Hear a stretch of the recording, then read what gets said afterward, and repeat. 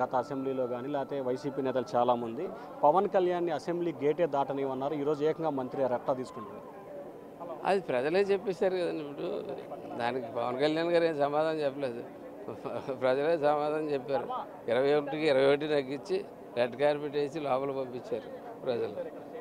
ఆయనేమో వచ్చి గబగబా వచ్చి దొంగచాటును ఒక 5 నిమిషాలు గబగబా ప్రమాణం చేసుకుని వాళ్ళిద్దరిని ఒక చోట కూర్చుని ఆ వెలుగు చూడలేక అతను 5 నిమిషాల్లో పారిపోయాడు అతను. ఈ 5 సంవత్సరాల పరిపాలన ఏ విధంగా కొనసాగబోతా ఉంది? ముందు సాధారణ పరిపాలన తీసుకురావాలి ఈ రాష్ట్రానికి. ఈ రాష్ట్రం గతి తప్పేసింది.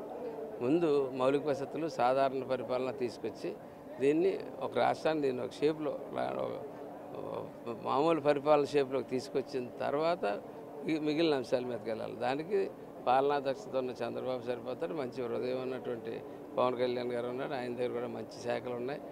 ఆయన మటుకు ఆయన శాఖలు ఇండివిజువల్గా ఖచ్చితంగా నిర్వర్తిస్తారు. చాలా బాగా చేసుకుంటూ వెళ్తారు. ఆల్రెడీ ఆయన సమీక్షలు చేసుకుంటూ ఉన్నాడు. ఆయనకు అప్పచెప్పిన యొక్క బాధ్యత ఆయన చాలా చక్కగా చేసుకుంటాడు. అలాగే చంద్రబాబు నాయుడు గారి గురించి మీరు చెప్పక్కర్లేదు. ఆయన పాలనా దక్షత గురించి ఖచ్చితంగా నెల తిరగకుండా ఒక గాడిలో పడిపోద్ది. గాడిలో పడిన తర్వాత మళ్ళా అభివృద్ధి పరంగా ముందుకెళ్తాం. సార్, డిప్యూటీ స్పీకర్ రేస్లో ఉన్నారని మీ పేరు ప్రధానంగా వినిపిస్తుంది. ఎట్లా తీసుకుంటారు ఒకవేళ వస్తే?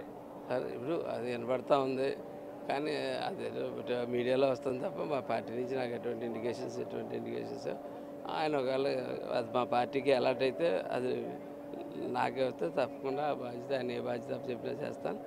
లేకపోయినా ఈవేళ నాకు అప్పచెప్పిన ఈ బాధ్యత చేసుకుంటాను.